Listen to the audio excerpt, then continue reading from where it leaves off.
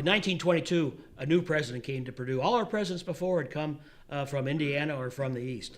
But in 1922, a president came from the West, and he was a different kind of president. His name was Edward C. Elliott. And Edward C. Elliott was a dynamic man. He got to Purdue, and he thought the university was a little sleepy, and he decided he was going to wake it up. And wake it up he did. There were really only one way to do things at Purdue during Edward Elliott's term, Edward Elliott's way. He and Ross together, Ross as chairman of the board of trustees, ran the university. There weren't a lot of vice presidents, much like we have today. They were very much in charge. In the early 1930s, some music had gotten going. We actually had a group. It wasn't called the male glee club. There was a female singing group as well. And a young man by the name of Al Stewart, who was a West Lafayette resident, had grown up here, was being asked to start a university choir. And the choir would have male and female singers. He thought it would be nice to have both because it was the singing groups were for women and for men. He wanted to bring them together in a choir. So Elliott had an open office, and this young man in his early 20s made an appointment and walked into Elliott's office. Now, when you walked into Elliott's office, he sat behind a big wooden desk, and he was always reading something when you walked into his office. And he continued reading when you walked in. And he would just be looking down at his desk and reading, and he'd say, "What? What do you want?" And so this young man, his hat in his hands, very nervous, Al Stewart, just a young person in this powerful man's office, he said, "Well, Mr. President, I was thinking maybe starting this choir of male and female singers on the campus." And he went on, and Elliott became impatient and started tapping his fingers on his desk, and he finally looked up at him and said, "What do you need?"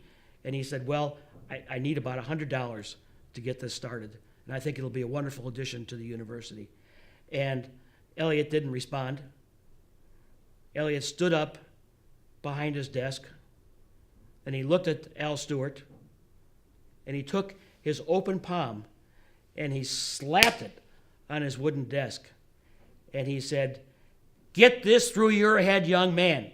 As long as I am president of this university, we will not spend one damn penny on music. Do you understand?" Well, by this time I imagine Stewart was shivering. It would be like the wizard in the Wizard of Oz talking to the scarecrow and the lion, and he was ready to run out of the building, but he said, "Yes, I understand." But he said, "What if I did it for free?" And Elliott said, "If you are crazy enough to do it for free, do it. Now get out of here." Well, Al Stewart did start that organization for free. And Elliott heard it a couple times, and he started to like it. And the next thing you know, Elliott was buying robes for the choir. Elliott was doing other things for a music program. Eventually, Al Stewart became the director of Purdue musical organizations, which included a glee club, men's glee club, and eventually the Purduettes, which came much later, and a choir and other student organizations. He headed up the whole thing. And gradually, little by little, Elliott started giving them more and more and more. Until finally, in the mid-1930s, Elliott decided he needed an auditorium. And he got money during the Depression from the Public Works Administration in Washington, D.C. That money was available to build public buildings. He built a number of buildings on a Purdue campus with this, including Lambert Gym, what they call the Executive Building, which is now Hovde Hall, part of Cary Hall, part of Windsor Hall. They built an addition to the Union Building, and he planned to build an auditorium that would hold almost all of Purdue's nearly 7,000 students. And he planned to build it right behind Hovde Hall and connect it by a bridge with what became Hovde Hall, the Executive Building, serving as a foyer, an entrance to that auditorium. They named that auditorium a Hall of Music. In 1940, it was dedicated in May of 1940 to a huge, huge celebration. They had opera singers, the Purdue musical organizations played, the Purdue bands and orchestras played, and they named it a Hall of Music.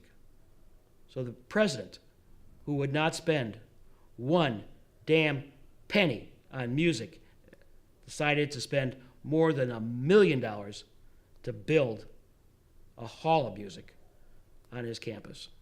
And on top of that, some years later, shortly before he died, the Board of Trustees named that Hall of Music for Edward C. Elliott, the president who did not think he needed music on his university. And that is what Elliott is most known for by people in our university today.